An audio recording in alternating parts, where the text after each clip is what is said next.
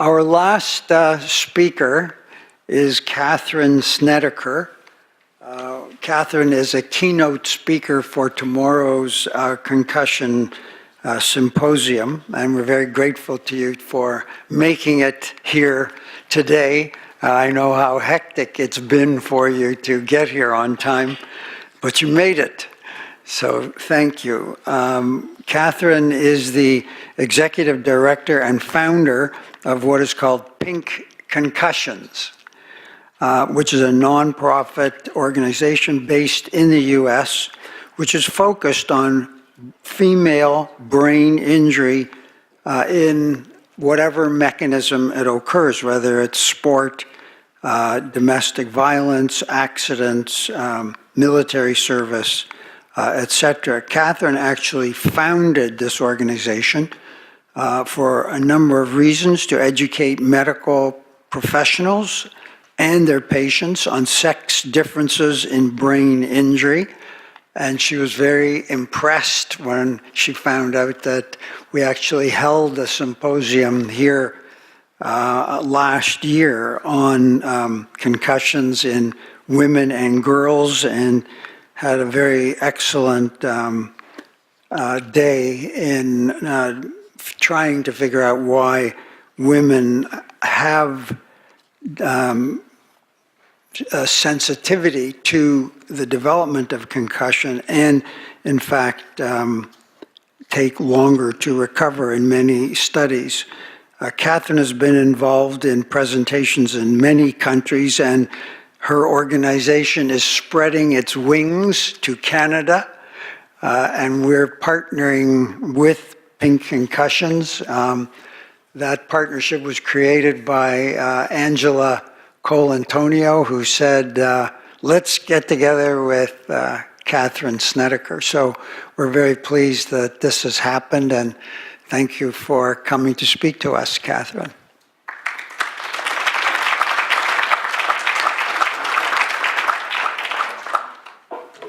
Thank you, everybody. I showed up at the airport at 10 o'clock this morning without a passport.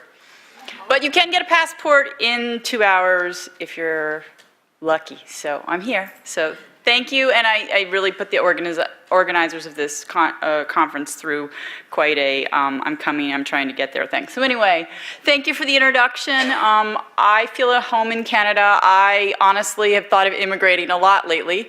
And it's an amazing place, and when people talk about concussion, I'm like, you just got to see what the Canadians are doing, and what you've done in youth hockey. I mean, you really are the leaders, and America has a lot to learn from you. What is Pink Concussions? I wish I had 5 hours to talk about it. I have 10 minutes, and you've been here all day. I mean, all afternoon, so I want to give you a short version. That's me and my kids. I was doing youth sports concussion. My son had 6 concussions in 13 months. It changed our lives. It changed my marriage. It changed everything in our world. And I became, I was a social worker, and I started working in concussion, and I was the mom everyone called, but I kept getting calls from parents of girls over and over again. And it literally, I kept saying the same things over and over again, looking at the research. So I put together a website where I took sports research, military research on women, accident research on women, and domestic violence research. And I put that all together, and if you put together those pieces, it forms a huge amount of literature on female brain injury that really wasn't looked at before, I thought, until I met Angela. But the female life cycle, so from shaken baby all the way through adulthood, they're all the different types of mechanisms that women face, whether it's shaken baby, early, falls at the playground, bike accidents, then you get into dating, domestic violence, military service to the elderly. And all those different phases have different mechanisms. And what happens when you have a brain injury when you have a child, and how does that affect the rest of your life? We do know that traumatic brain injury in general occurs twice as often as males as it does at females. Why? You look at the different ages, there are different times in a male and a female's life, and in this period, in the youth era, you can see that there's more male than female. This picture will explain why. You guys do more stupid things, okay? enough said. So many different organizations have seen this, that female athletes sustain concussions at a higher rate. Okay, men do more stupid things, they take more risks, but if you look at soccer, sports with the equal number of risk factors, men don't play with machetes and women, soccer, it's pretty much even rules. Women sustain concussions at a higher rate than males, and it's seen across the different sports. In addition, women report a higher number and a higher severity, and for a while that was written off as those women are just complaining more, but we've become past that. And the duration is longer. So what is this, how do these facts translate? If anyone's interested, I can give you great slide decks, great research on this, but how does this help the clinicians? Like, what do you do with this information? So she, the woman, the girl with the concussion, will know more men than women with concussions. She'll judge her own recovery, her own symptoms, her own patterns by the males that she knows. When I run talks, I say, how many women in the audience know another woman that's had a brain injury? How many of you have known another man? Well, this is an educated group, but she may feel a higher number and more severe symptoms. She may have a longer duration of recovery. So if your experience is not matching what you think outside in the world, and your recovery lasts longer than what you expect, depression, isolation, self-doubt, anxiety. Some of these come with brain injury, like a burger and fries, but some of them are added on with the additional stress of not thinking that you're recovering as fast or like the others. And what if your family and your school and your friends start thinking you're malingering? Yeah, why aren't you better? You're a little wacky before you got hit. This doesn't happen with cancer, and I've had a number of concussions. I've spent many different decades dealing with this. I got cancer in 2013. Nobody questioned it. Nobody said to me, hey, are you sure that's just a lump? Maybe you're faking it. And I was bald for a year, and I gotta tell you, that is an uninvisible injury.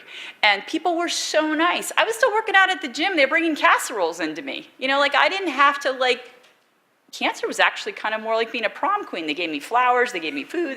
No one ever baked a casserole for my concussions or my kids. We don't take care of people with brain injury the way we take care of people with cancer. So I'd hope we learn more about how we can, if somebody has a concussion on your hockey team, bake them a casserole. I don't know if you call them casseroles in Canada, but hot plates. So Pink Concussion's mission for medical and science community, we've won 5 international summits.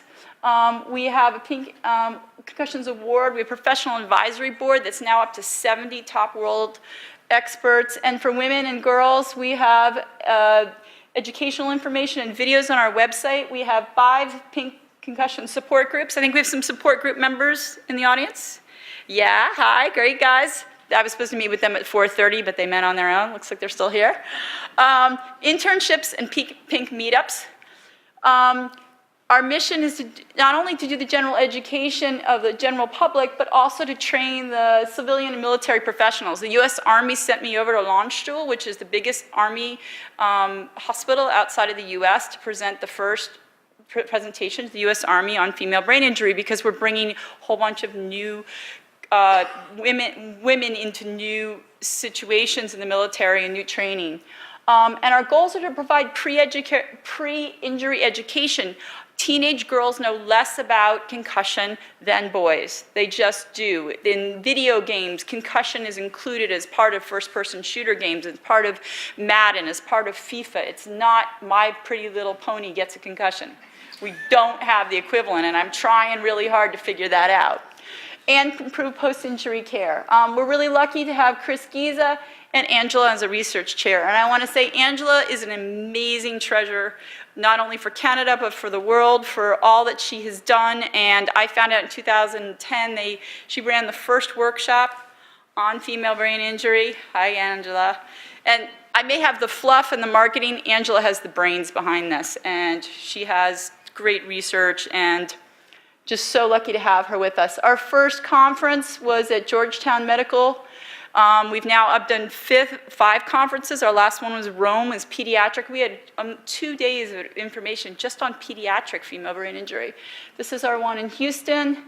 Our first award went to some dear people right here who, I'm sorry I missed their talk earlier, but Rowan is a huge inspiration for me. I try to explain Rowan's story every time I speak. And so another treasure in Canada and another where the United States needs to look to what the Stringers have done in Rowan's memory.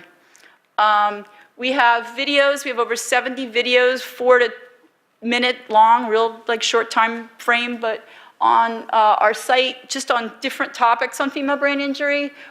We have about 10,000 on our Twitter feed. We have girls that intern for us. Canadian girls can intern over online for us.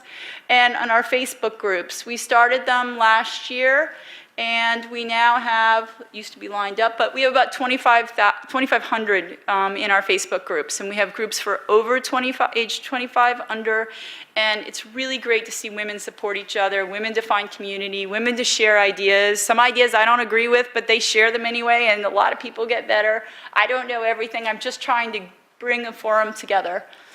In the last 60 days, there were close to 1,000 posts. When I last did this, 13,000 comments and 23,000 likes or dislikes. These women are incredibly active. Increased female research on females. Most of the research was done on males over the history because female rats, their menstrual cycles threw off the results, so they threw out the female rats. Another whole other hour lecture on that, but we're working on recruiting female brains, and we started getting Canadians donating their brains, so really excited to work with Charles Taylor, and when Canadian women contact us, we send them right back to Charles to donate their brains there, so that's really great. Every woman in this room can donate her brain if she wants to, and I'll take it. We have a book coming out. We're really excited about that. And I just want to thank the organizing committee, thank all the women that make Pink Concussions what it is, thank the Stringers, Angela, thank Charles, and I'm really grateful to be here.